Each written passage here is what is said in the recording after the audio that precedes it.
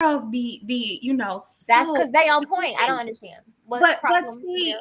that's because a lot of people don't understand the love-hate relationship I have with my hair. Mm-hmm. Because from the outside Clearly, looking if you cussing her out, listen, y'all be like, "Ooh, them curls is popping," they are. but you have no idea what it takes to get them to pop because these curls are About all my life, annoying. I had to fight. Look, they think they in charge all the time. These curls are disrespectful. These curls are frustrating. Okay, I go through a lot, and Robert be teasing me because I got one of them What 3 kind of C is that? You know, they be like 4C, HC, BC, what my hair. HCCU, all the C's. Mm-hmm. So I have combination 3B, 3C curls. Okay.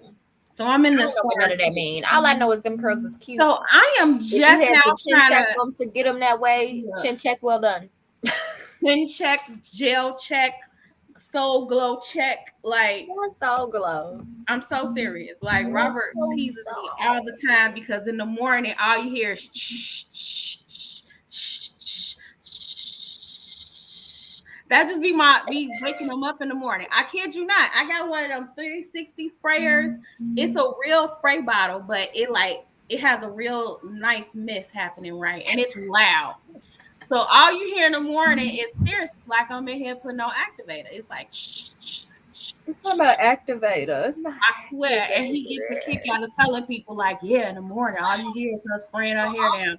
Because when I first wake up in the morning, these curls, if they don't be popping then, I'm gonna start taking pictures of real time. When I get up in the morning, I'm gonna start taking pictures of these curls that people swear that they love because they don't have to deal with them. They don't have to fight with them Have you every. seen on social media where they'll be like, people want long curly hair until, and then they list all the things, and then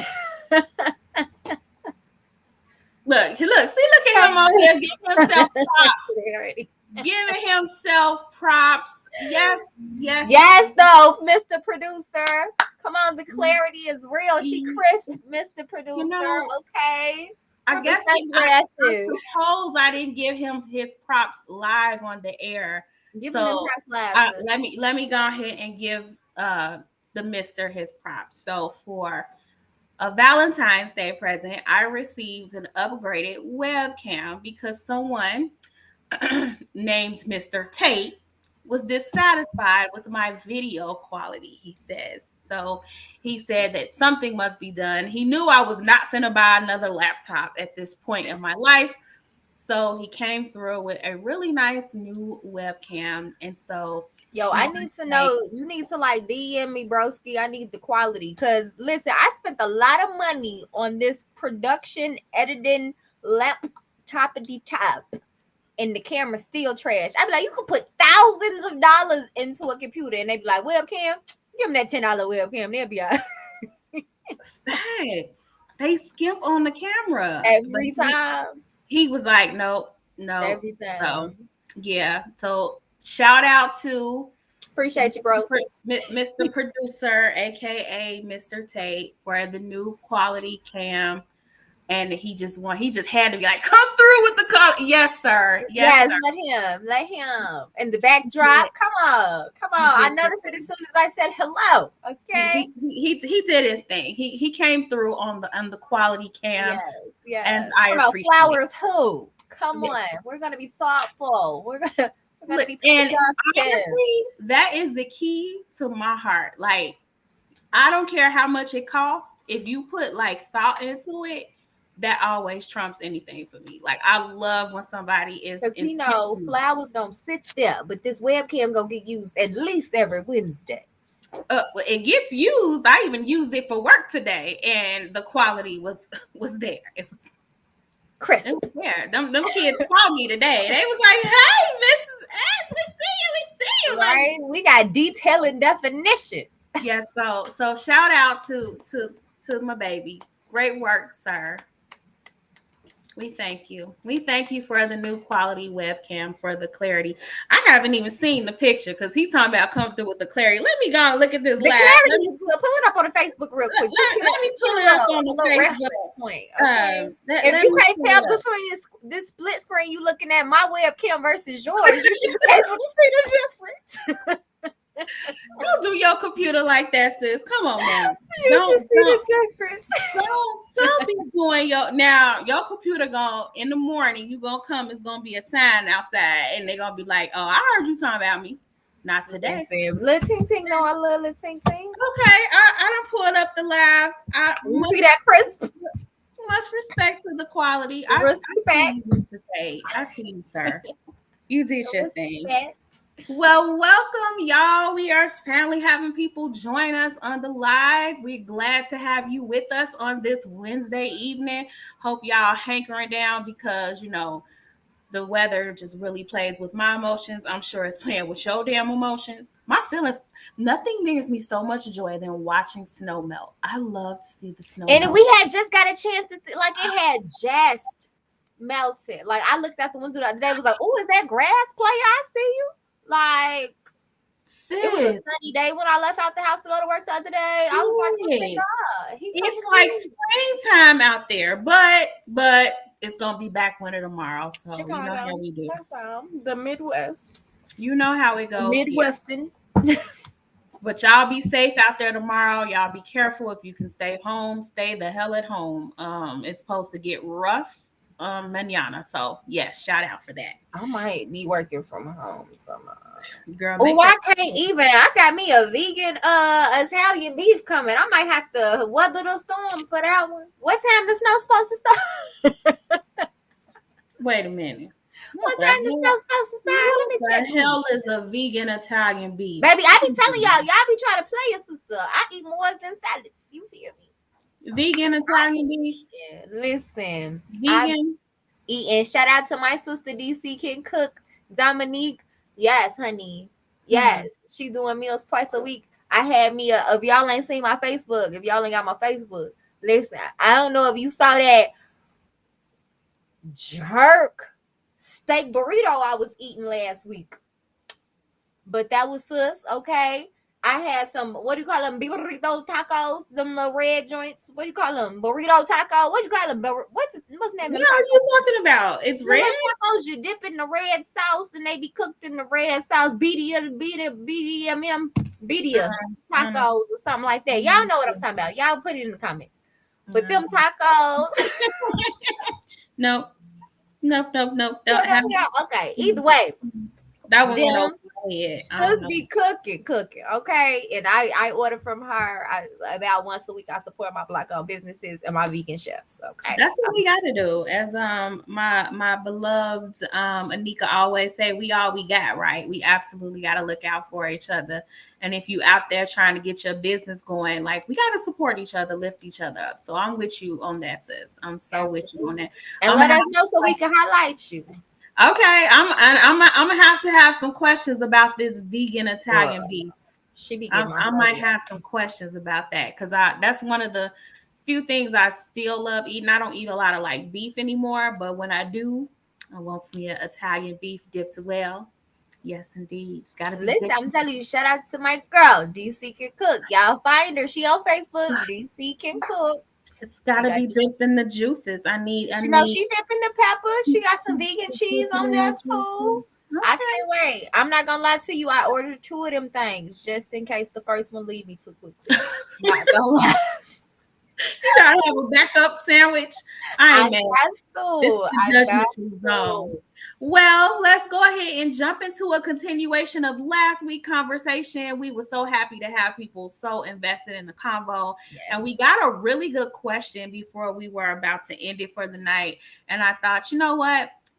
We maybe need to have a little bit more conversation about childhood trauma and how we heal moving forward. Because as we talked about last week, we discussed how our childhood traumas become our children's childhood traumas too, because it's like Yeah. a generational cycle.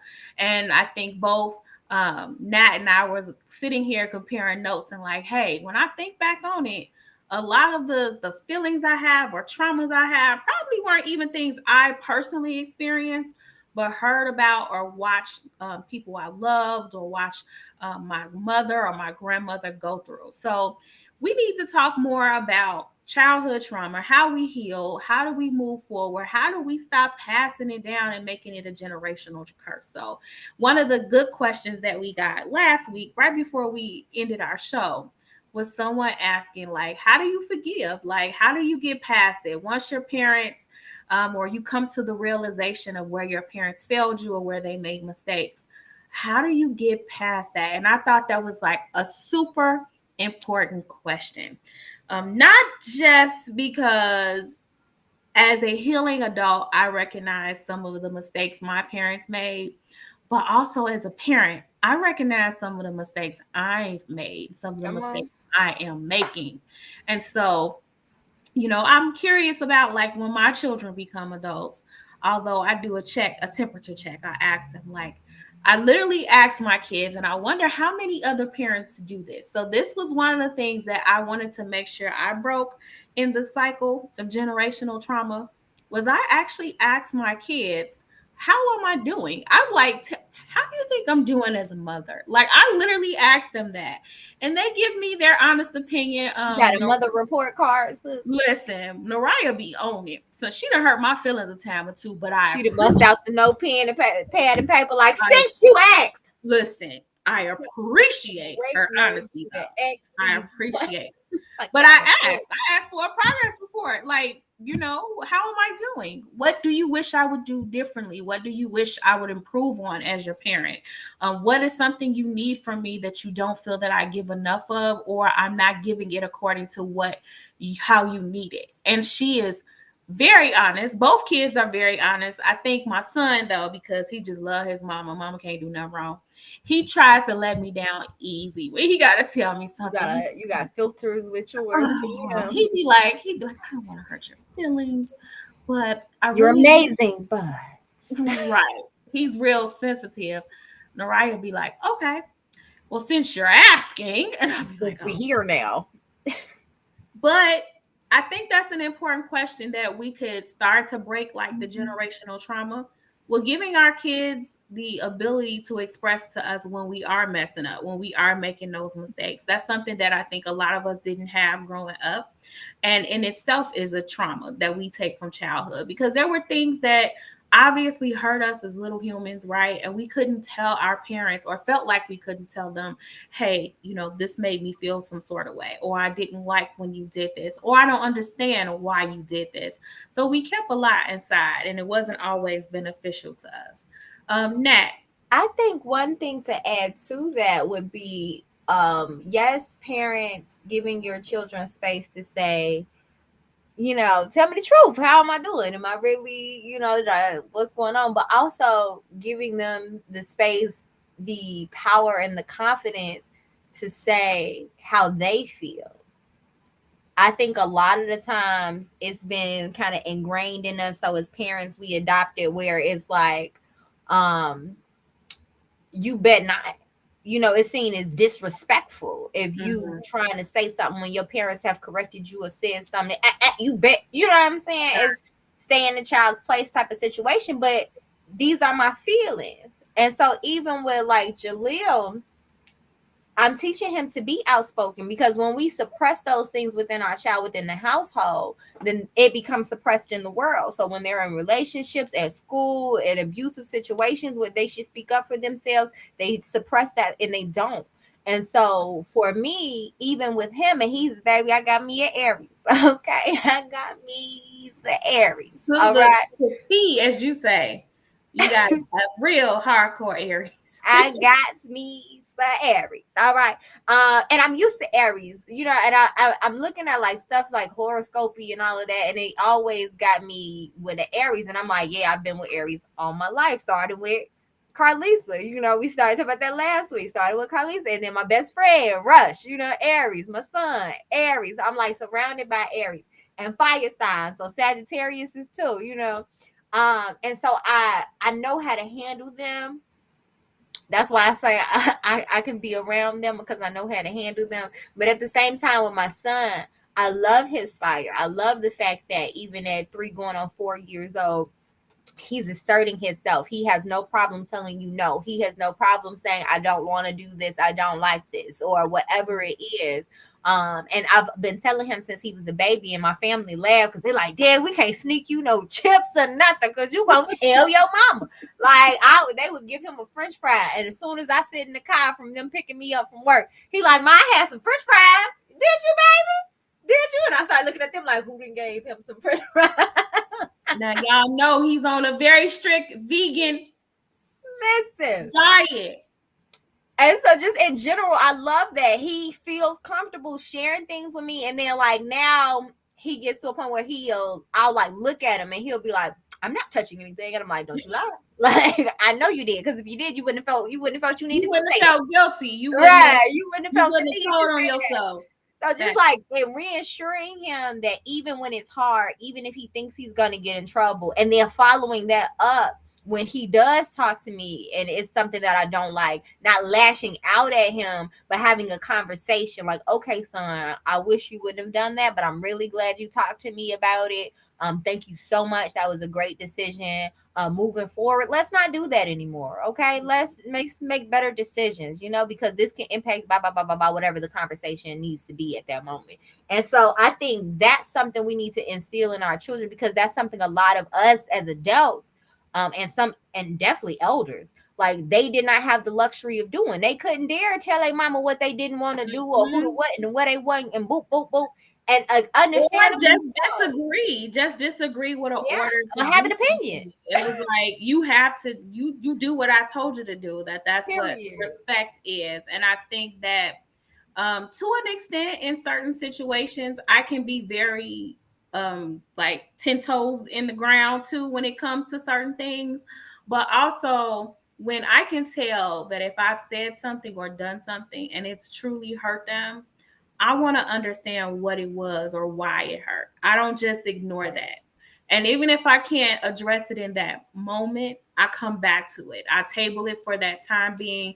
And then later, once, I'm calmer, once the situation has died down, that's one thing that I always sit and do with my kids. I don't care what happens. I don't care if they got in trouble, if I felt justified in it. Once I'm able to express myself, where I'm not emotional about it, where I'm not angry about it, we sit down and we have a debrief on every single thing. Yeah. So we come back to it and it's like, okay, here is why I reacted the way I did.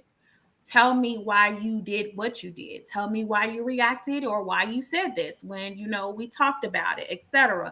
And if it's something that I've done, whether or not I felt justified for being angry, I make sure I apologize about that. Like that was something that was super important to me as a parent, is that I apologize to them. Like they actually get to feel me say, I'm sorry, I acknowledge that I And didn't that's get that right. huge.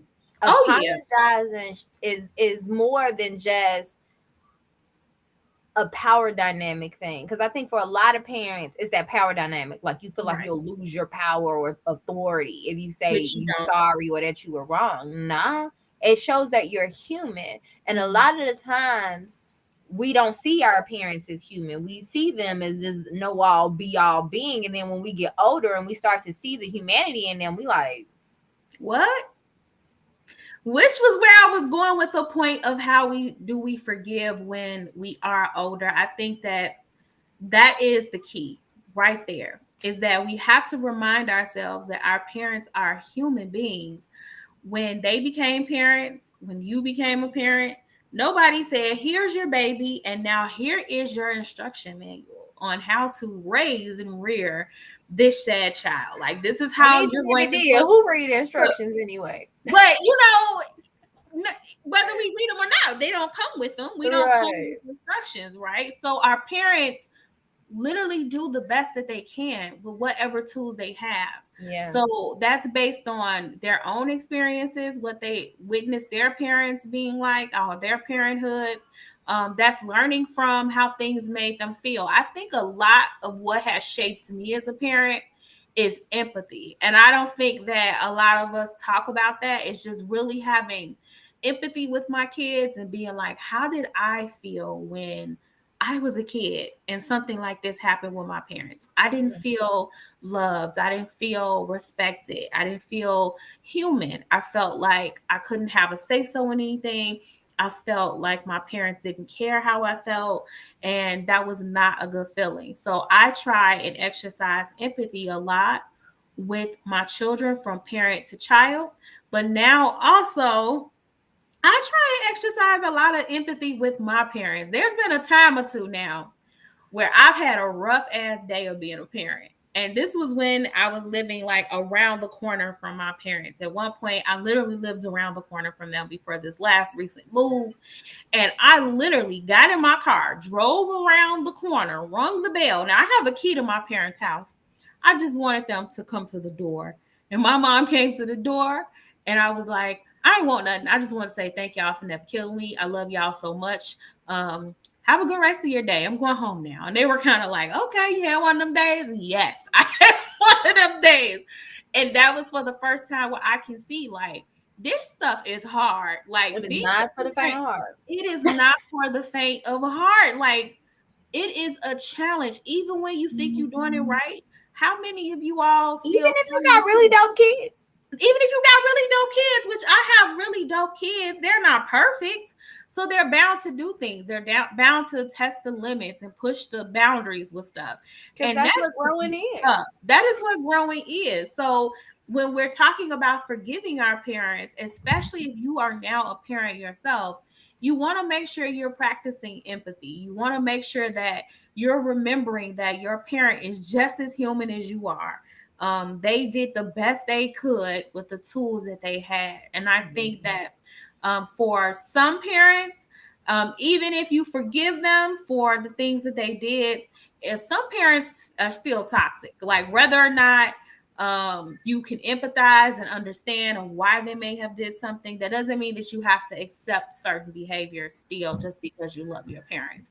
And I think that that's a fence that a lot of people kind of straddle and not sure how, or if they should jump over it or just kind of, stay where they are with their parents. Is that there's always this saying, you're supposed to honor thy mother and father. And people struggle with, okay, when do I cut that off? Like, when is it not necessarily about honoring them? If they're toxic and they're not helping me be well as an adult, what do I do with that? And I know a lot of people may have that question. And that was something that I grappled with growing up with my biological father.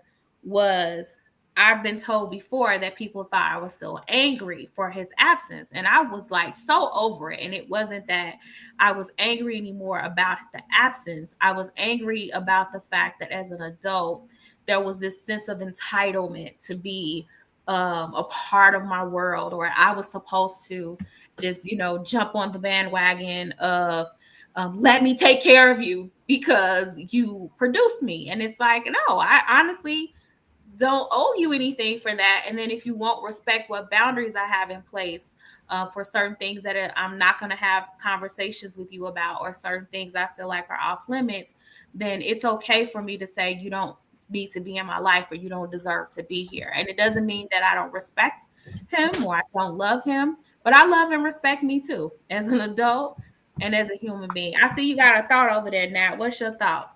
I think your main thing that you just said, if I could sum it up in one word, is boundaries. Yeah, that's Like out of everything you just said, the main word to pull out from that is boundaries. Because anybody, anyone on this planet who is toxic to you and has adverse effects emotionally, physically, or otherwise, financially, or otherwise in your life, in your space, that bothers your energy in your peace is a problem. And so you have to prioritize you. And that means setting boundaries, no matter who they are. If they're your kids, if they're your mama. Like I tell Jaleel in a minute, because I'm teaching him to do the same thing. I'm teaching him boundaries. I said, baby, if you need a timeout, if you need to pause and take a break, you let me know. right. Let me know. And I'm going to let you know. So if like he'd be on top of my head at one moment, I'm just like, babe, Look, look, look. time out. Mama need a break. Flag on the and he respects that, and he'd be like, okay, and he'll go do something else, and he'll come back later and peek in like, all right, can I jump on you again? Okay, let me catch you right there because I think that's a super important thing when we're talking about childhood trauma. And you also kind of touched on it a bit a moment ago when we talked about the humanity. I feel like a lot of us, at some point, forgot to remember that our parents are human beings, like that they are straight human. No matter who they are to us, they are still imperfect beings, human beings. Mhm.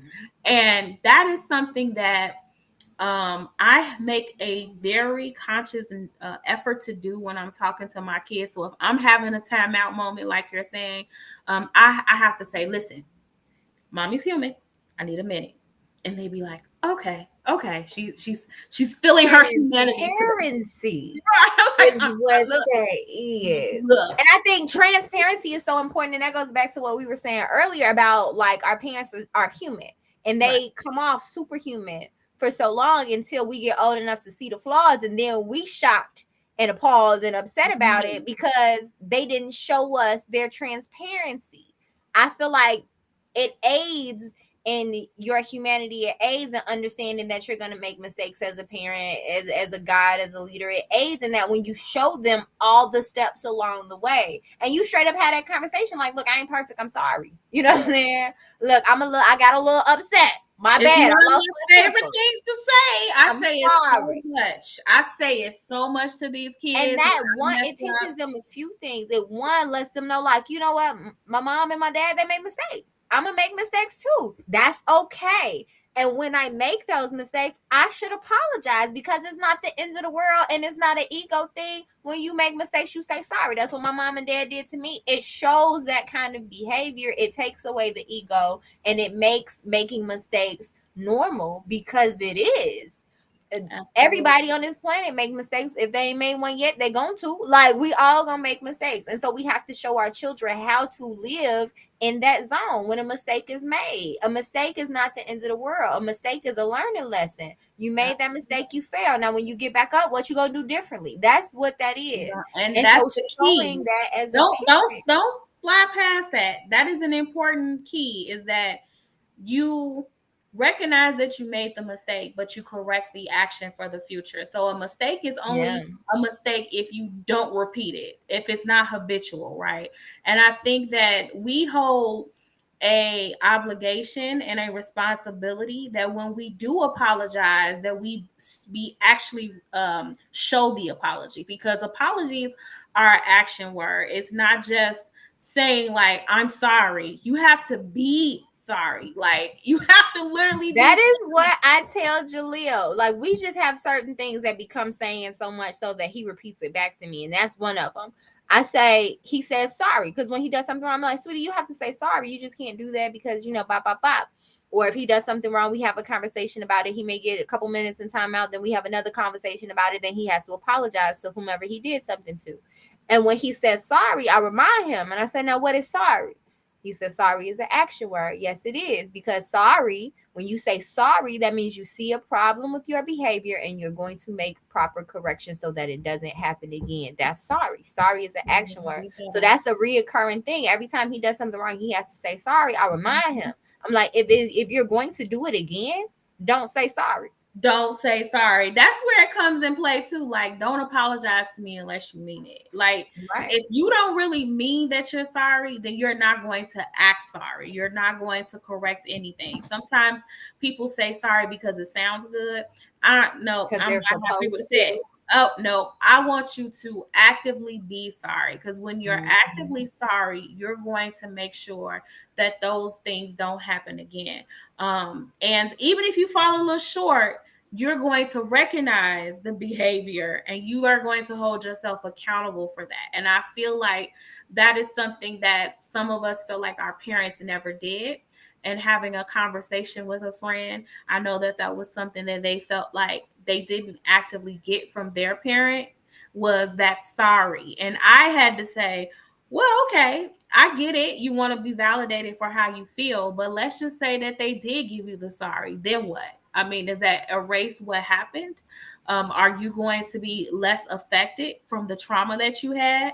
And so, some of us, we may never get a sorry from our parents and from the trauma that they may have caused us in adulthood. And there are some things that I think my kids probably felt like I owe them an apology for, where I was like, no, I'm not, because I'm not sorry for that. I said what I said, right? And I meant So then I meant what I said. You know, you'll have moments like that also where it's not that you disregard or don't care how your child feels about something. You said what you said, and you said what you said for a reason, and you standing firm on it. And I think that that's something that we also need to take into consideration when we're healing past whatever childhood trauma we have and forgiving our parents, is that some of the things they did, whether they made us feel good or not, was a method to the madness. It maybe wasn't necessarily the way we would have liked to have seen it done, or as healed adults or healing adults and as more conscious adults, that's probably not something or how we would do a particular thing.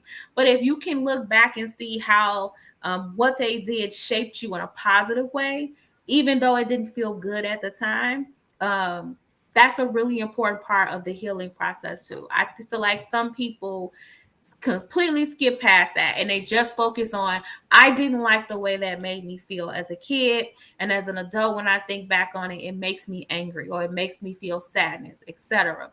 But why did your parent do that? Back to your favorite thing, sis. But why? Why did they do it? There were a lot of things that, you know, my mom and my parents, my mother and my father did, even my older brother, for example, because even though he's my brother, I do attribute a lot of me growing up and being raised and reared to my older brother, because I learned so much from him. Like, we're 4 years apart, but he taught me so much. So, you know, it was only right, even for example, when I got married, that my parents didn't just give me away. My brother had to give me away too. He had to say, like, we all giving her away, because they all had a hand in raising me. But there were things coming up that I may didn't understand or didn't like, but in hindsight as an adult, I'm like, I get it. I mean, for example, I think I brought it up last week about going to community college instead of going away to school. Like, and how when that I benefited say, you, listen, even though when you I was big say mad. I was heartbroken, like, I was heartbroken. Like, if you could actually see a broken heart, you would have saw my heart in 1,000 pieces, because all of my Oh. friends went away to school. Like, my closest people were away at school. They were excited. They were about to have all of these experiences. And I'm just, you know, going up the street to Proviso North. That's what it felt like. And I was like so mad. But it didn't take long to realize, like, I didn't understand it. I didn't appreciate it at the time. But that was one of the best things that, at least for that portion of life, because I was going to go away after I finished up my associates. And my mama was still like, nope, nope, you're going to come do something here. No, no. I still feel like I should have had that experience. But the initial staying and going to community college, not acquiring all the debt, really, really, really helped me to appreciate that decision that was made for me. At the time, I thought my parents were unfair. They were mean. They just didn't care about how I felt. I mean, you tell yourself everything, right? Like, I'm just mad. I'm just angry. They don't. But you know, one thing about that I think is really important that ties into the overall is conversations, having conversation, an open line of communication with your children. Like you said it during this conversation already. I've said it. Like when we do things, and I know a lot of older generations can identify with this, is because I said so. I don't have to explain myself to you. And that's where a lot of harboring of these feelings happen, because truly when especially kids, and like we really have to have that empathy that you spoke of and think about how we felt when we were kids. We don't know everything. A lot of times we don't know nothing until someone teaches us or talks to us about it. And so when kids are asking questions, some adults may see it as being disrespectful, but it may be because they're trying to understand. They're trying to figure out and process it. And one day they'll be an adult and they need to know why you made the decisions that you made. Hold on, y'all. Sorry, one of my buttons then apparently came in. So, but I've Um, come undone. but I'm just looking at the camera. I'm like, they look like a whole lot of skin. I don't want the mist to come in here. Like, let I'm me sure if it's too much, Robert to be in the comments letting you know. look. It's like, hey, cover up the cookie jar. I got you. He done came in the room and turned the camera off. Look, Technical difficulties. look, it's a Technical little thing down. You could just flip it down. He probably would have came here and shut all of this down. So I guess technical I difficulties. ain't hit the line yet, but I'm a make sure I'm mindful of the wardrobe for those purposes. Gotta make sure you're But decent. listen, I didn't mean to interrupt you, but carry on, sis. We But listen. yeah, like a lot of the times it's because I said so. And a lot of the times the kids weren't asking questions to be disrespectful is because they honestly wanted to know or needed to know. And just that simple explanation of why you did what you did can aid in eliminating a whole lot of heartbreak. Because kids don't like their critical thinking skills, y'all. Y'all remember when y'all was kids? Our critical thinking skills, y'all, their critical it's not up to par. Listen, y'all, our brains ain't fully developed till we like 25, and then I be still looking at some people in their good 60s and be like, Girl, I was gonna say they need to kind of shift that standard because I done met a whole but lot I of also believe some people 12-year-olds. are emotionally stunted, True, with it's due to trauma, and we which talk is about that. due To to trauma, we trauma. talked And about that in our trauma episode. Absolutely. so, like, it's a whole lot of variations, but honestly, our brains just regular without a whole lot of trauma because it's gonna be some trauma. Without a whole lot of trauma, don't fully develop until we 25. So kids have energy, they overthinking, everything's the end of the world, and they need to know a lot of times why we're doing what we're doing, or they just gonna think we hate them. Like, you know what I'm saying? If we gonna be quite honest, there are some times where, in all fairness, I will say like my parents explained, but it didn't align with what I wanted for myself. Because if we gonna be completely honest now, there's a lot of times that we start feeling ourselves when we get a certain age and we think we know better for ourselves than Very true. someone that has many years of wisdom and experience on us, right? And so we push back at wanting to have like that power struggle and having autonomy over what we do and how we feel, especially when you hit 18. Because I don't know who programmed us to really feel like we adults at 18. And most Society, of us they is like still you in our parents' 18, pocket. you Girl, grown, I, I was not an adult. you I can was join the army. look. So they have us out here like misconstruing everything because we are not adults just because we're 18 years old. Like But the we switch goes off and it's like, boop, I know everything now. girl, but then we be fighting with our parents to try and assert our adulthood, and it's not even it hasn't developed yet. Like I'm a But grown. I feel like in that age group, $40. there is a good solid balance that has to happen because I do think we stunt our children and we give them trauma a lot of times because we're not appropriately I allowing do. them to make decisions based on their I age. And then agree. sometimes it's the whole left field. Them kids be 12 and a half and making all the decisions. You know what I'm saying? So it's a balance of that because there are times where we talked about this before. Sometimes parents are overprotective and they don't allow the young people to make their own choices. I feel like we have to, even at very early ages, age appropriately, of course, allow them to make their own decisions in a marshmallow with a marshmallow pit. You know, shout out to And it's so funny. I try and do that whenever I possibly can with the kids. And it tickles me because sometimes yes, they'll try and throw it, because we gotta huh? learn the hard way. I would say yes Look, because we gotta facts. learn the hard way. Sometimes we Let them do. learn with a Sometimes we marshmallow pit do. Sometimes we do. I mean, before those they be get the too hardest grown and hitting they have some lessons, real boy. repercussions. I tell people all the time, and I tell my kids, I just had this conversation with them the other day. I said, you're going to make mistakes. Some cost you a little, some cost you a lot. So Mm-hmm. the idea is to pay as little as you can for those mistakes. And so I've had some expensive lessons, not just monetary, but like time wise. I've had some Mm-hmm. expensive lessons where the consequences hit a lot harder than some other consequences. That's an expensive lesson, right? Mm-hmm. And then I've had some that just bruise your ego a little bit. You get up and you walk it off. You rub some dirt on it and you keep it moving, right? That's pretty much the case. Dirt on it. But with my kids, I've been trying to really push them to feel confident in making mistakes with consideration for us being the marshmallow pit, right? And so Mm-hmm. I'll ask them a lot of times, like, well, what do you think? Like when they come and ask me something, like, well, what do you think? Or what do you want? Well, it's up to you. Just the other day, my son's school advocate called and said, I want to stop by and bring him lunch.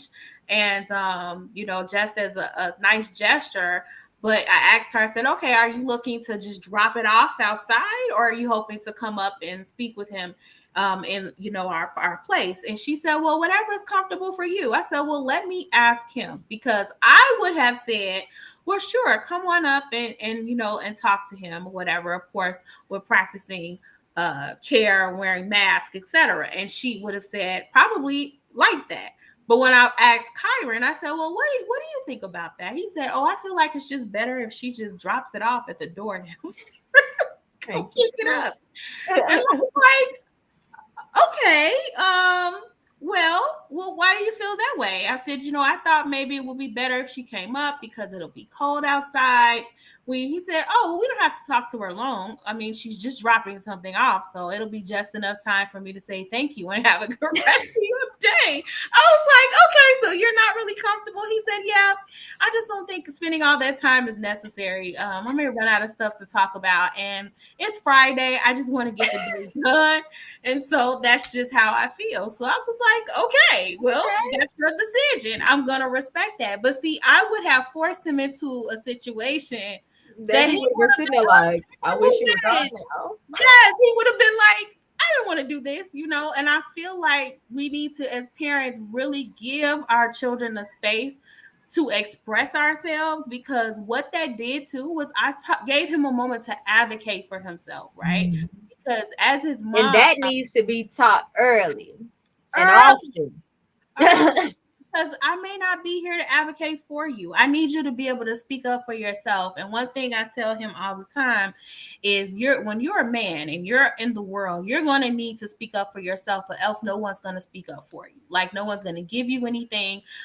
You're going to be an amazing man when you get older, and you're going to deserve the world. However, no one's going to give it to you. So if you don't go after what you want, if you don't speak up about what you need, your needs are going to go unmet. And that is a miserable existence. And I love that now he's like, okay, so even though there'll be times where I ain't in the mood for him advocating for himself, where I'll be kind of like, when I told you about advocating, I didn't necessarily mean with me, but that's that balance I was talking about. Like, it's like, I want you to be able to say no. I want you to be able to speak up for yourself. I want you to know what you don't want and what you do want. But not with me though. I just need you to do what I said, okay? I still recognize that even that is a good thing. Like I want him to be able to speak up even with me. If I'm messing up, or even though I'm your parent, I may cross some boundaries, right? Like parents cross boundaries all the time. I know I'm extra grown.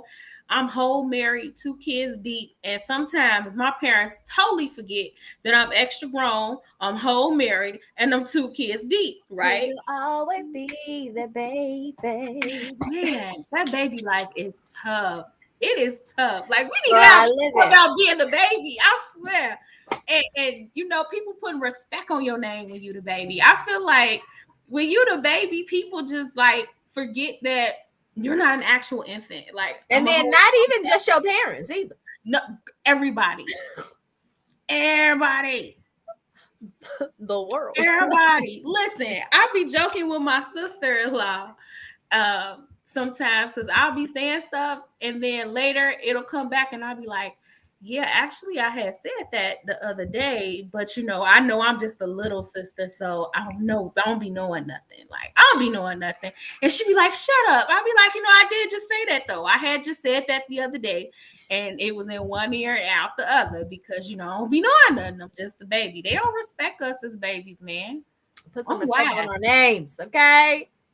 Put some respect on our names as the babies. That's a baby trauma. Listen, if you're the baby of the family, we all got this. Look, it needs to be a whole show on. We gonna talk being the baby and how we get what's ours, how we get our respect. But you gotta advocate for yourself, and then that's something that, like, this is why it's so important to have these conversations, because as adults and us going through our traumas, no matter how minor or large they are, if that even is a thing.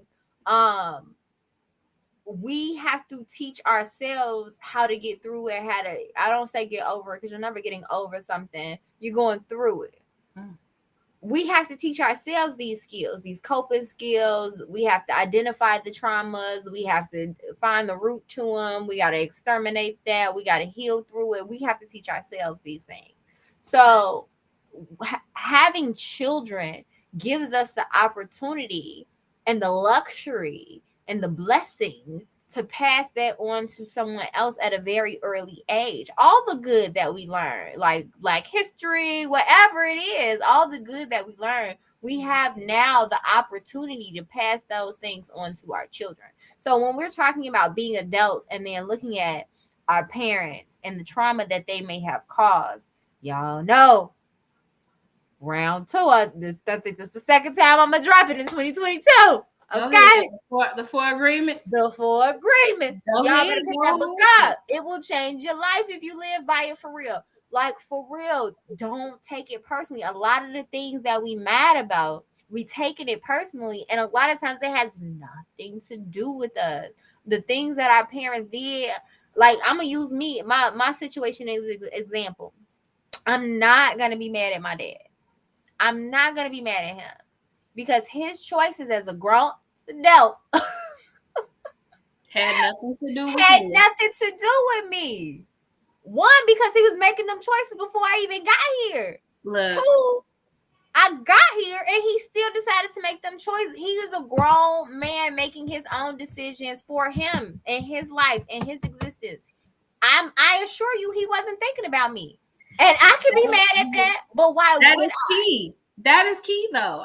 And when I said that I forgave my biological father a long, long time ago. Even though I had to break it down for people, like it has nothing to do with me being angry about his absenteeism at this point. Like now it's about I have boundaries and I don't feel like my boundaries are being respected as an adult. And if they're not being respected as an adult, anybody can get it. I don't care who you are, you can get the chop. Like if shitty, shitty. listen, that's it, that's all. I don't Anybody care gonna who get you are, where you who what you did if for me or didn't do for me in my life.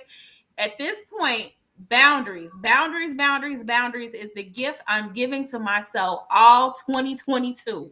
And So it's if the gift you that keeps on giving. I'm trying to Okay? tell It you, so really if is. those And once you boundaries aren't realize respected, that though and set those boundaries and like you said earlier with parents and siblings and like other people that are really close, spouses, kids, it's really hard to set those boundaries and stick to them.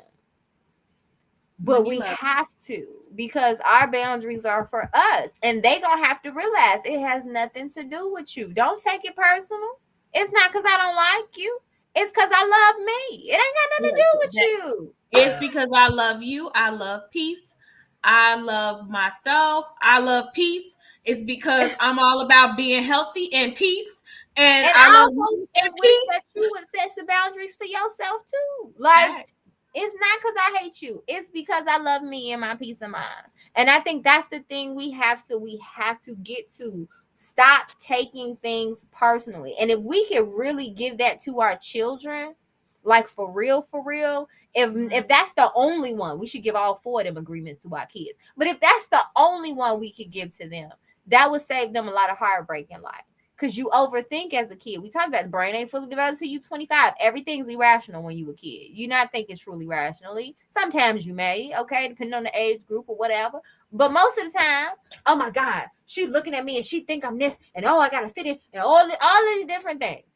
Because no matter who you are, you want to fit into somebody's group. You're trying to figure out who you are. It's a very interesting time being a young person, okay?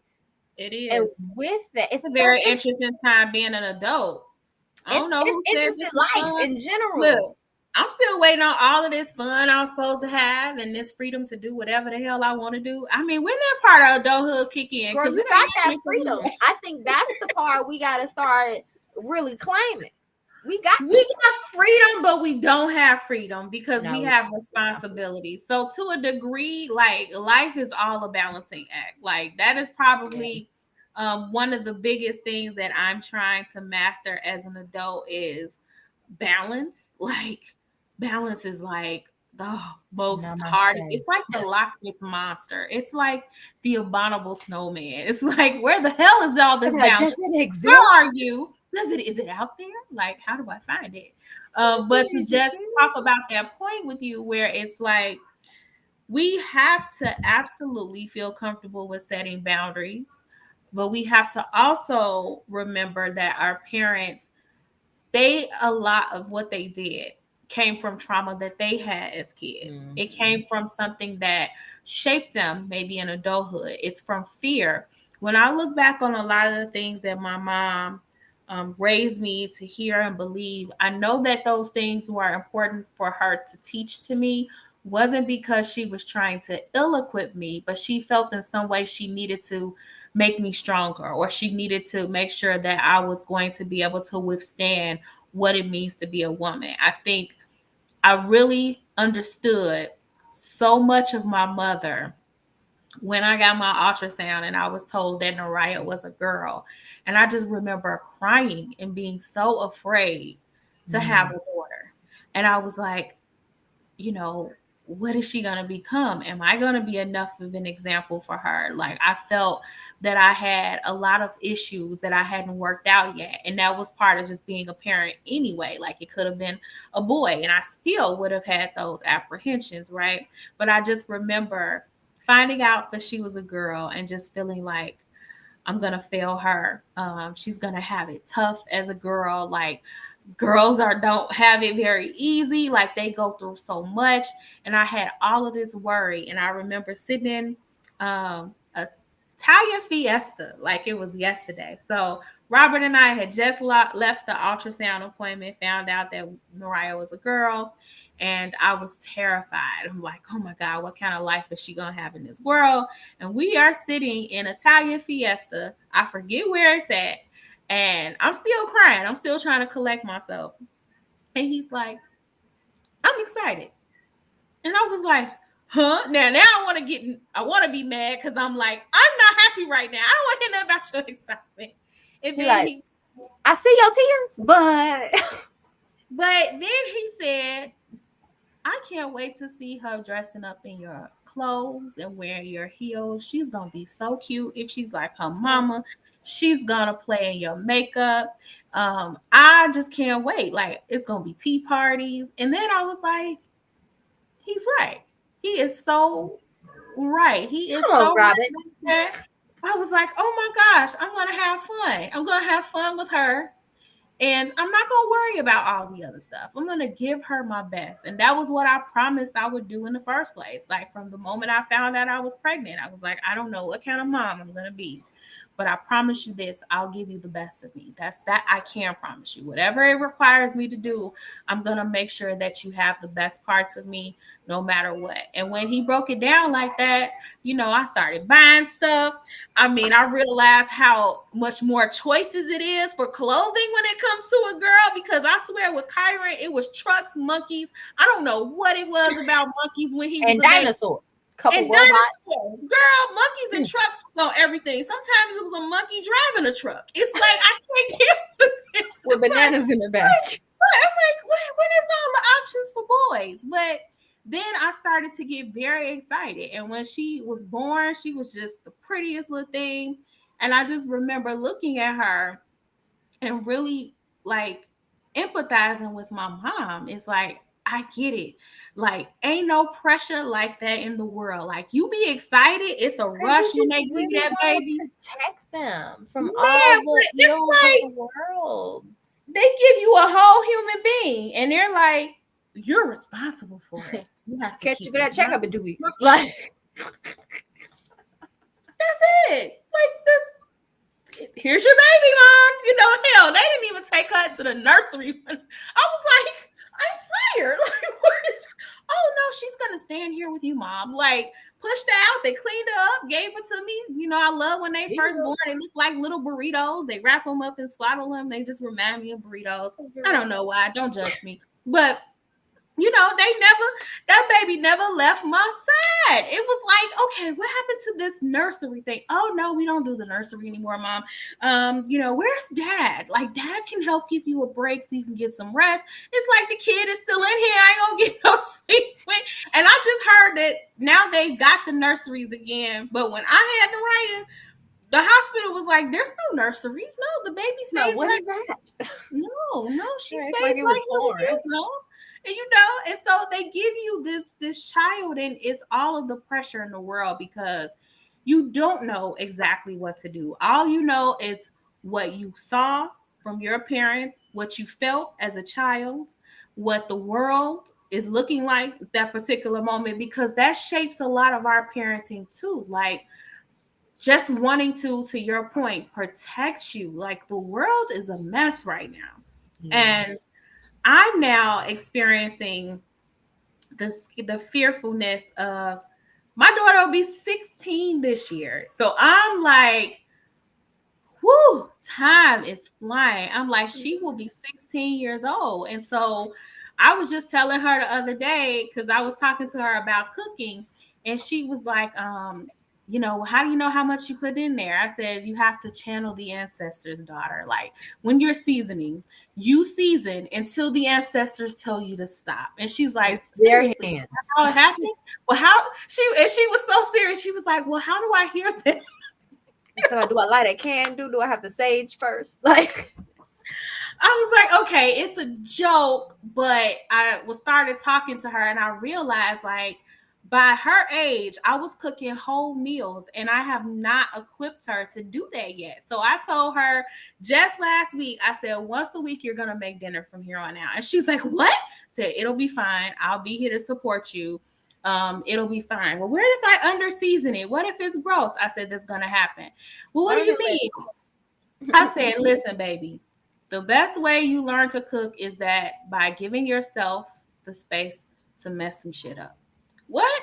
That's it. You're gonna mess some shit up. You're gonna make some mistakes in cooking. You're gonna cook some stuff, and you're gonna over season, you're gonna under season, you're gonna get it just right, and then you're gonna remember that what you did differently that made it better. Sometimes you're gonna forget you got something on the stove and burn it up. You're gonna have it up too high and burn it up. Like, I mess up food when I all learned the how time. to cook, it was because I went in the kitchen and I used to act like I was doing a cooking show and didn't know what the heck I was doing and just throwing stuff in pots and skillets. And sometimes it worked out. I was just and I'd be talking to the air, and I'm put a couple dashes of that in there. This was before YouTube and all of that. You know what I'm saying? So Facts. I was just mixing stuff up, and I got comfortable with. That's how I learned how to cook, just in there and boop But boop boop that's how boop. any of us really learn. That's how our mothers learn. That's how, our grandmothers and our mothers probably watched their mothers, which I did watch my mom cook. Like, that was one of my favorite things that my mom gave to me. And even now, Robert is always like, I'll watch him eat his dinner. And I know he's probably like, why you just be looking at me while I'm eating? I'm like, I just love to see you eat. Like, I'll pack his plate, although I don't think I pack his plate all heavy, but he'd be like, baby, this is a lot of food. And I'd be like, no, it's not. Just eat. Because that's what I saw my mom doing. My mom Honey, you gonna be one loved of them grandmas. They come over, baby. You ain't ate. Yeah. that is honestly gonna be me. Because I watch my mom being that person. My mom loves to cook, and she loves to watch people eat.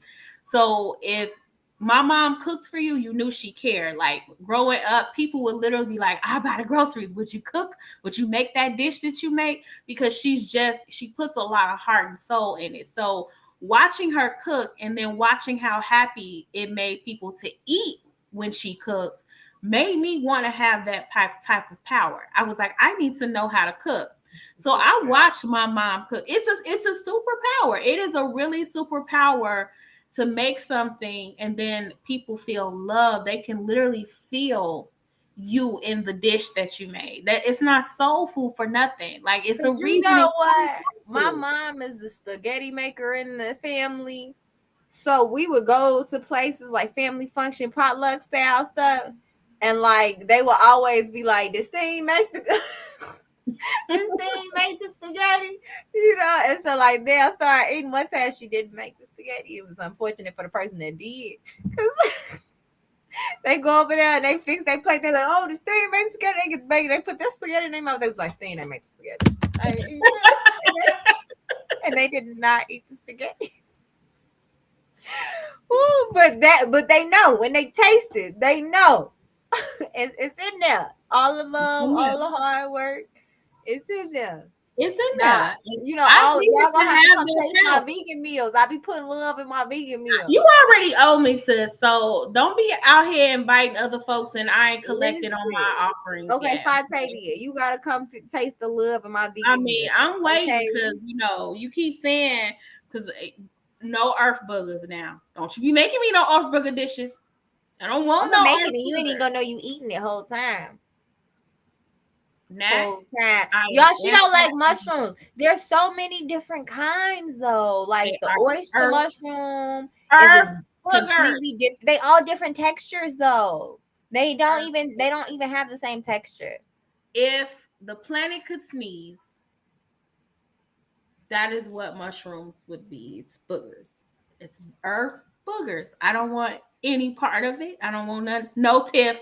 No mushrooms are gross. The They are texture so of them good, Tiff. You're are invited to gross. the cookout, Tiff. No, no, they are earth boogers. I don't want no parts. I can't stand But them. They they're are gross. different textures. I ain't met a mushroom yet.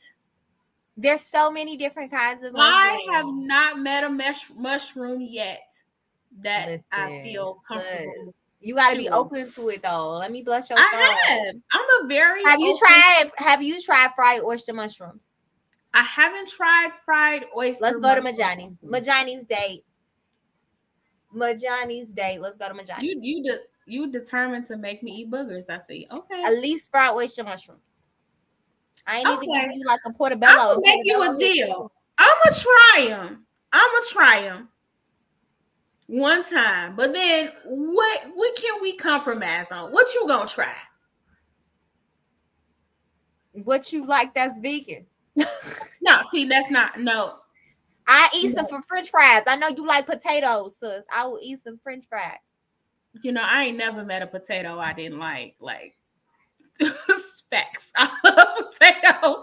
I would eat French fries every day if I wasn't trying to be healthy. I kid you not. Like fries make me so happy, whether it's with ketchup or mild sauce. Like Girl, you gotta you have some want to sweet baby you. There rats. are three things that you can provide for me that will make me a happy camper. One is pineapples. Anybody that knows me It's knows mangoes for me. I like mangoes too, but pineapples, you want to get on my good side, bring me a pineapple. Just bring me a pineapple. It's chocolate covered strawberries. Now, I will almost forgive you for anything if you show up with some chocolate covered strawberries. Like, unless you stabbed me or something like that. But maybe if you gave me enough strawberries, I might even forgive that because I love me some chocolate covered Need at least strawberries. got Oh my bundles of edible arrangements for that one. Listen, no, the best chocolate covered strawberries come from Rocky Mountain Chocolate Factory. Somebody's Have probably you like, been to what? Kilwins, the black on chocolate and sweet shop? They got one in Oh, Hot Park. first off, let me address this. Dre, I know you ain't calling me an eyeball. I don't He like is. you was He calling is. me the eyeball. Yo, pineapples and chocolate covered strawberries and potatoes is equivalent to his grilled cheese. I'm gonna make my brother a grilled cheese. Dre, I'm giving you my word. I'm gonna make you a grilled cheese. Although I saw we had a pretty good Valentine's Day, I might Okay, as well give I you was a just grilled about to say it, sis. Okay, I know it too, sis. I saw it. I saw I it. was just about to say it. Hold on, sis. So Tiff, She who's cute. on here with us. Wait a minute. So Tiff, who's on here with us, she works for a food company, and she brought us these crack cookies once before. Now, I'm pretty sure that these cookies were actual crack because when I say she brought them, everybody was like, these cookies is good. Like, hey, the next day at baseball, I was like, hey, you got some more of them cookies? You got some more of them? They are chocolate velvet cookies. You like red velvet stuff? There's like red velvet cookies, They're no, they're not. They're not. They're chocolate chocolate velvet velvet cookies. cookies. Yes, these It's red cookies. velvet chocolate. Yes, but not like these cookies. I'm telling you, I know If it's crack. I know it's crack. I know it's crack. I But know it. I'm telling you, she had me and Robert in here about to get a divorce over these cookies, okay? Because she gave them to Don't me, and bring them cookies back over, sis. I was like, these cookies are mine. And Robert was like, okay, I'm gonna try one. My cookies He was like they're gone. ours. They were in the I didn't vows. even get that Don't you many. think? That's what I'm trying to tell you. No, It's they were in the crack vows. cookies. They were in the They vows. look, see, You she like what's said, yours yes, is they mine and are what's made mine with is yours. sustainable Including cocoa. these Like, cookies. I'm Did trying you to make tell the cookies, Tiff? Like who made the cookies? Where you no, get them from? I don't know from no the same place that crack comes from. This is where The these same cookies. place that crack comes from. Okay, the I'm, government. Okay. I'm trying to tell you, it's something with these cookies. These cookies are amazing. I haven't had any in years, and now I'm gonna be in here. She said as soon as we start producing, Tiff, Oh, so she did make the cookies. don't Okay. you threaten me. Well, no, she works for a food The company, so company they that makes supply the cookies. food. Okay. Yes, Okay. they supply food for different places, and so she And was they telling supply the us crack. about They the these number one cookies. supplier. I'm trying to tell you, she was One for telling the us about plug these and one for the cookies food company. Okay. at baseball practice one day, and we was like, "Oh, they sound real interesting, Wait, hold on. right?" So she was playing baseball? You play baseball? Sis? Kyron used to play baseball. Okay. Okay. Well, pre-pandemic, since the pandemic happened, and he's vulnerable. He wasn't able to continue on with baseball, but I'm hoping that he'll be getting back out there. I'm trying to convince him to go back out there. He's gonna be so out of practice at this point, but we'll get him back up to par. But yes, at baseball practice, this is one of my favorite baseball moms. You a baseball Um, mom. I'm a Okay. baseball mom. Used to be a Okay. dance mom, All baseball right. mom. The You a little one says mom's he mom. wants to Okay. try flag football, so I'm gonna be a flag football mom apparently at some point. But Tiff is good people. I miss her so much, and she, except for these crack cookies, now that she got Except me for the addicted. crackers. Because They look, problematic. Tiff, do I have to tell Robert about the cookies?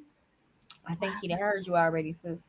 he can hear me, but he ain't gotta know when I have them. Do I see they she Cut like out y'all. DM me. DM me. She like you. They when it comes to Coach Rob, they everybody be rooting for Robert. I'm sure she gonna probably Oh, get a hold on. cookie. Robert was a coach. Yes, That is so he cute. was, he was, and loved it. Like that's That's honestly so one of the cute. things that made me fall in love with that man. Is Robert loves kids. Like he loves kids. I'm so glad we're in agreement that we ain't having no more. But he loves kids. He loves babies. When my nieces were babies, they would be like, they would be so happy when he would walk in, especially my youngest niece. Man, she used to follow him around. He would come home because I used to babysit. I used to keep her, and he would come home. She'd be like, hi, Uncle Robert," and she So would where you run think you up, going?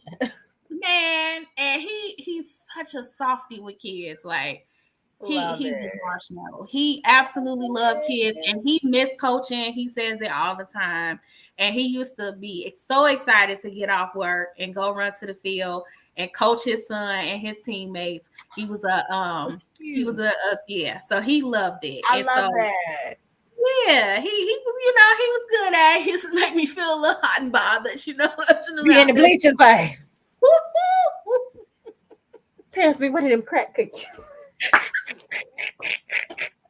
They are crack. They are crack. I'm telling you. You see, she said they know they are all team Rob. I'm just out in these streets all by myself. I ain't got nobody team Sante. What team Sante I'm, at? Where I'm Team y'all at? Sante, sis. I'm Team Sante. You team I'm Tay? Team Sante, sis. All the way. I'm gonna get a Then jersey made, sis. and I'm gonna be team Natalie. It's gonna have we gonna talk on the sleeve. It's gonna say Team Sante on the back. I'm gonna have one that say team Nat on the Come back. on, squad this. Squad Let's do squad. it. Let's do this. Well, we have approached our hour mark. I guess we'll come up and drop those last remarks, those last thoughts about Yeah. childhood trauma and end our night. We hope that this helped. I know there was still some things y'all wanted us to cover from last week. So, what's your closing thoughts sis, on childhood trauma? What do we have as we close this topic out? Man, my closing thoughts on childhood trauma. One, we have to heal our inner child. We Mm. have to be our own parents to our inner child. At a certain point in life, we cannot continue to blame our parents and down them for their mistakes. We have to forgive them. We have to try to keep the line of communication open. If you are unfortunate enough to have toxic parents, set your boundaries, love them for who they are, but know that they issues is not your bag. Okay. I don't have And a tambourine. I had to the water bottle. something because facts. That's real. Exactly. And you have to be your own inner child parent, and you have to want also. This is just a sidebar, real quick, but it aligns with the inner child thing. Let that child run free. Okay, we be real miserable. We be real miserable adults. I ain't gonna lie to y'all. It gets tiresome. Okay, we be real tired. I be real tired. You want to nap every 10 minutes. Okay, we halfway to press running around here, adulting all the time with no breaks. Y'all better let that inner child run free so y'all can be better parents. So y'all ain't passing on traumas of tired parents to y'all kids. Okay? I'm also speaking to myself. Listen. So To yourself, this is a word for you too. So you're talking to us, but you're talking to all you. me included. You feel Okay? me? I Like see you, sis. have fun Mhm. when you truly have fun. When you're healing, healing can be hard. Working through traumas, in general childhood traumas, life traumas, relationship trauma, no matter what traumas you're working through, it's gonna be hard. Okay. But when you work through them, don't don't don't forget to smile. Don't forget to have fun. When you're living just your regular life, don't forget to smile and have fun. Be hitting a certain age don't mean you can't laugh, don't mean you can't go out, don't mean you can't play, frolic, whatever it is. Find something that you like to do and do it on a regular Mm, basis. And put mm. that into your self-care. All right. If it's rollerblading, if it's bowling, if it's I ain't game getting on no night with your skates. guys, if it's I ain't getting spades, on no skates. I ain't getting on no if it's skates. I'm sorry. skateboarding, rock climbing, whatever it is Ain't for doing you. that. Yeah, I know skating ain't my bag either, sis. No, no, no. But whatever it is, if it's going to see a movie, if it's going to see a play, if it's just lying with the girls, whatever it is, make sure you schedule it in because you need time to let go of everything else. That will make you happier, and that will transcend into your parenthood. Because when you go and you parent, now you're lighter. Now you can play with your kids without being like, I don't feel like being bothered. You know what I'm saying?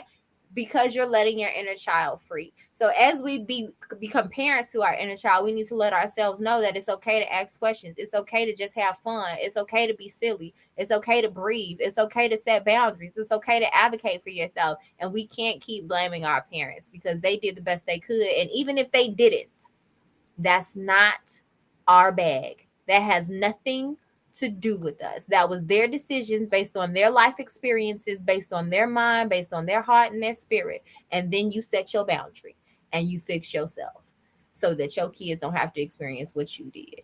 And then to be better parents outside of just, letting your inner child flag fly every once in a while.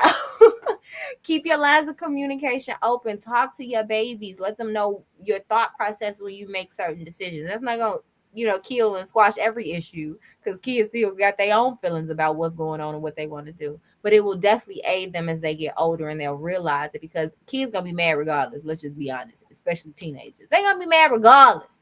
But once they get older, they'll remember those moments. Say, I'm sorry. They'll remember that. They'll appreciate that and it'll teach them to do the same. And I think healing and working on your own traumas and not passing it down to our children, even if it's just fear, being afraid to try new things, being afraid to do things, that gets embedded into them at early ages. Oh, you're gonna hurt yourself. Oh, you're gonna hurt yourself. The first thing the kid's gonna do is go, oh, I'm gonna hurt myself. I don't want to do that. I'm not doing this. And we stagnate their growth. Let them fall. If they fall, they fall. They'll be okay. Put some Neosporin on it. It's gonna be all right. Let them Rub some explore, dirt let on them it. grow, let them have fun, and then you do the same.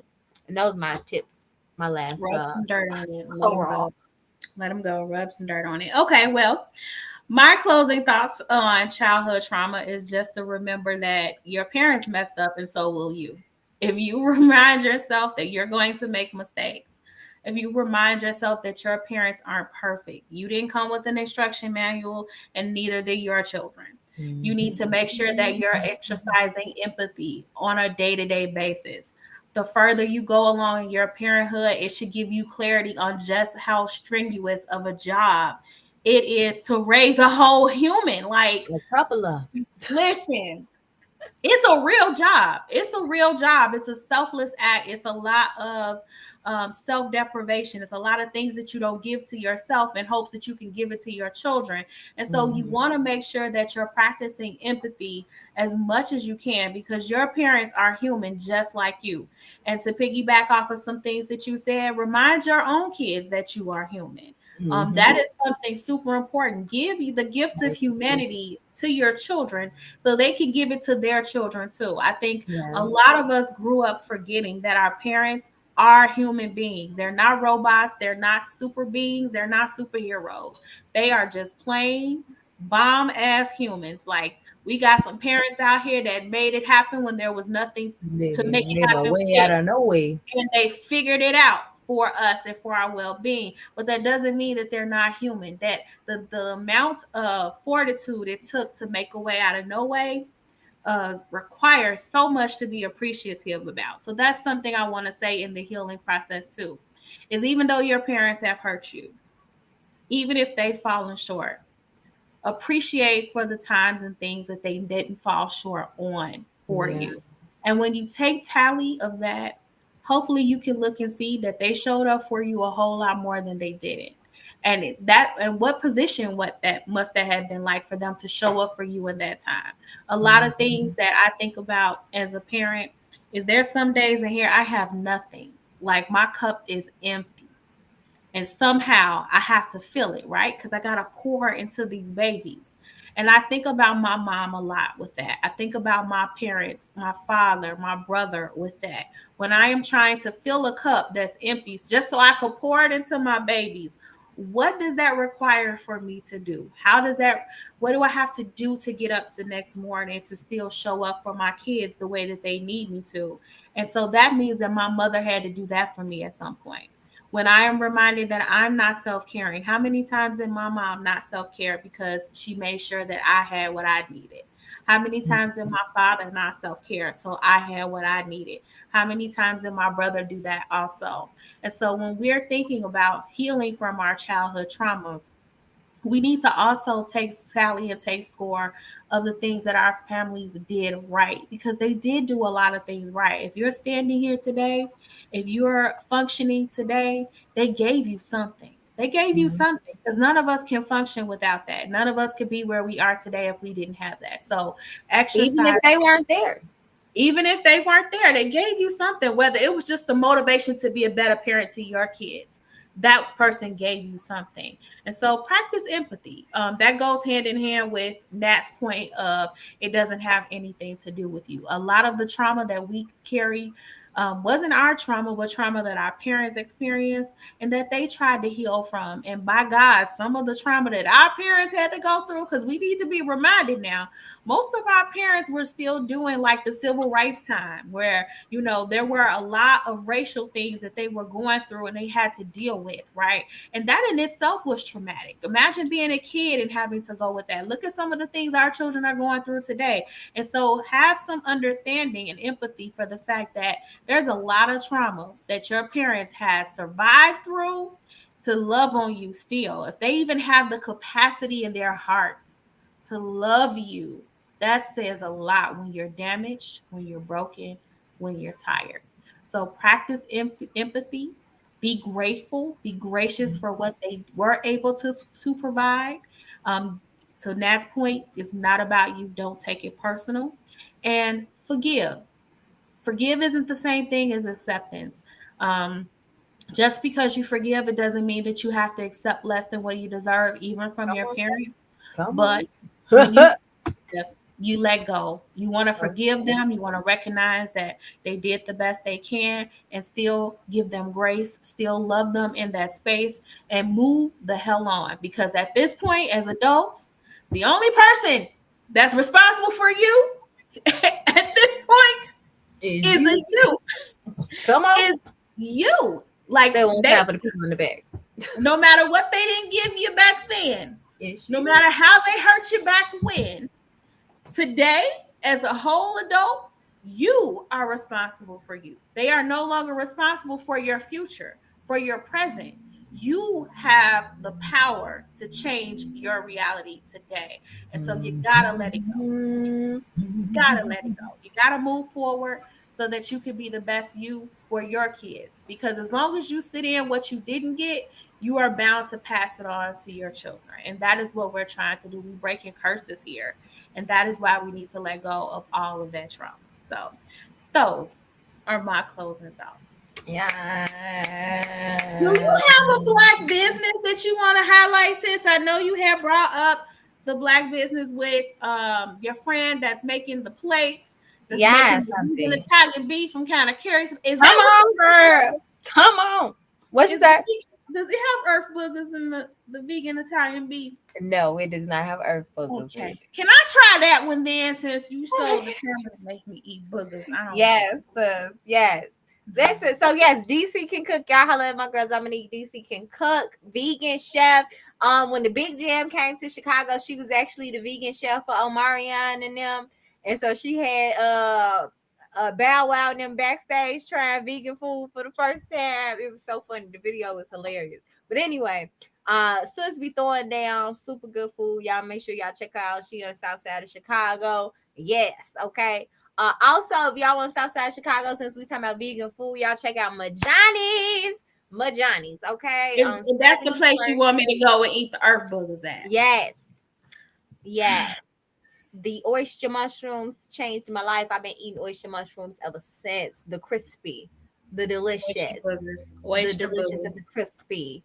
Okay, oyster mushrooms. Yeah, so y'all holla at Majani's. This on 71st Street, black owned vegan restaurant. Okay, and then it's just so many black owned vegan spots, but just so many black owned businesses that we need to support. So I really would behoove y'all. And then I cannot not shout out Purple Ribbon Chef. I Okay, was just waiting to see, Carlisa like, Thomas. Okay, all the Purple facts. Ribbon Chef. Off back big facts. That is the bartender. Okay, that is the baker. That is eat your cocktail cupcakes, cakes, and all the goodness. Okay, what sis be throwing down. I don't know if y'all been seeing her reels lately. Y'all follow Purple Ribbon Chef. I've been Okay, seeing a couple of them where I've been kind of like, "Ooh, that look delicious." She had made something she's the other been day where I was going like, crazy. "Yeah, I'm gonna need that in my life." That looks absolutely delicious. She She also definitely have crack thing. cookies. So I don't know if they the same kind of crack cookies, but people go I crazy over her don't butter listen. cookies. I swear I don't need. But wait, did you say butter cookies? Like, She as in makes like butter lunchroom? cookies. As in Yes, lunchroom butter because my cookies? mom is actually a lunch. She was a lunch lady. Okay, she was the lunchroom manager. So my mom would always make like some real fine butter cookies. You know, you gotta have them dark. You know, a little burnt around the edges. Butter cookies. Okay. And so Carlisa learned how to make them, and like everybody asked her to make them. So now it's one of her staples for Purple Ribbon Chef. But she puts all types of twists on it. She does them with different flavor of cereals. She does with some with like candy pieces in it, like chocolate candy pieces, and her like she makes all different kind of butter cookies now, and like they be selling out like gone. Me, me. I have a question. Me, me, Yes. me, me. Um, how do I get some? Do I Y'all get better a go over to Oregon a special? purpleribbonchef.com. Okay. Hit Okay, her up. Go to Purple Ribbon and Chef. You can slide her DM. Phone number is on there. Y'all make sure y'all hit her up. You because know I love lunchroom cookies. Those are lunchroom cookies. That's what we used to call them. These kids will never know the beauty of lunchroom cookies. Like they don't know anything. I introduced my they don't know kid. anything. They don't know nothing. Like the world is so different. They are so It is deprived and very they don't different. even know it. Like I was trying to explain to them what an Do they icy still cup get the super was. donuts or not? Oh, so I get super donuts for Robert. Whenever I see them, I surprise him and be like, I found you some super donuts because he loves them. So certain gas stations in the neighborhood have them. I haven't been able to find them in a while. You can't hardly find nothing in these COVID times. But one of the other things that I just introduced to my kids right before the factory closed by us was the little strawberry cookies, the little penny candy cookies. Oh yeah, yeah. Have the strawberry ones. My favorite was the strawberry ones and the They have chocolate chip lemon ones. too. They had lemon. Yes, they did. and I introduced them to the kids kind of late before now it's like impossible to find them. And when I bought them, I I went think to they the still cookie got them like at the factory. candy stores in Chicago. Don't you lie to me. Don't do that. You serious? Okay, now I Yeah, gotta go. Carlisa just posted somebody who sells them the other day. Okay, Carlisa, I'm gonna need that info because them kids have been asking about them cookies. Cause Girl, she's I been went and bought highlighting a them. black owned business every day on the Purple Ribbon Chef page. So let me figure that one out because when I started buying them, I bought 2 boxes. Now there were 1,000 cookies in each box. Are you listening to me, sis? 1,000, No, but them small cookies though, sis. sis. A In their thousand, defense, sis. No, 1,000 in their cookies. I defense. bought 2 boxes, so that So means two we had thousand cookies. 2,000 cookies. Okay, Them small, they melt in your mouth too, sis, sis. You ain't even gotta sis, chew them. I'm They gonna just need you to stop and then making gone. excuses for these folks, for these people. 2,000 cookies were gone in like 3 days, and I was like, "Where are all the cookies?" The husband had crumbs all over his face and his beard. The children had crumbs in their hair. They had. I was In like, their hair? girl, I said, were you swimming in the cookies? Like, were you like Scrooge McDucking the Making cookies? snow angels in the cookies. I'm just wondering. 2,000 cookies, 3 days. But then you know they small, sis, and they melt in Uh, your mouth. So like proportionately, you gotta eat like 100 cookies, minimum like 50 to like really get the flavor good. You feel me? 50 of 1,000 of 2,000 cookies. Like, I feel like you are ignoring. It was two Two boxes. thousand cookies. It was 2,000. 2,000 cookies, and they were gone in days, like days. So yeah, very interesting times. And so Tiff, I'm gonna Very be looking interesting times. for my crack cookies. When they start producing them again, I'm gonna be needing my crack cookies, and I'm gonna be needing them on the quiet tip, stealthily. Yes. I don't. And then, just slightly DM Carlisa for them butter cookies and whatever rendition you would like, because she be mixing it up, honey. I'm about to do that now. I'm about to do that now. Talking about Well, thank y'all Andy so M. much for joining us. Come back and see us. Wait a minute. Robert, don't be Birdman hand rubbing. You ain't getting none of these cookies, fam. He like Carlisa dropping off No, cookies, you said. no. And he's probably talking about them crack. I'm telling you, these black velvet cookies, I have never in my life, Black like, velvet talk cookies. about That's what they call. if you could eat silk, if it was edible, that is Okay. what these cookies are like. Eating silk. That's sexy. I'm so serious. Like, they literally like dissolve. They are so soft, and you bite them, and they just like it's like they melt. They're Bite so into a cloud. smooth. I'm so serious. It's like eating a cloud. It is so good. I cannot wait till she get me these cookies. But please, please, just don't inbox us. Inbox me. Just me. Text me. Text To me. leave him out of this. Me. Like, he doesn't need to know. Text me, Tiff. I asked. I'm your friend first. We don't care about Coach Rob. We do, but we don't. So we do, but we don't. So if he did DM her and get some cookies, you ain't gonna want none of his cookies. Half of everything he has is mine. Oh, your whole tone changed. Don't now.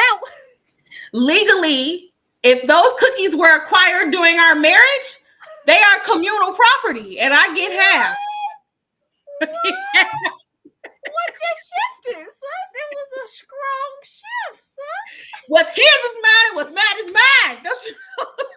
When it comes to these It was a cookies, strong shift. when it comes to these cookies, what's his is mine, and what's mine is mine. Now, I don't do that about much other things, except for these crack cookies. These crack chocolate velvet cookies, That chocolate pillows. I might share a little something. I mean, he did upgrade me with the technology and stuff. He did. Little Valentine's Day, he did. He did good. He did good.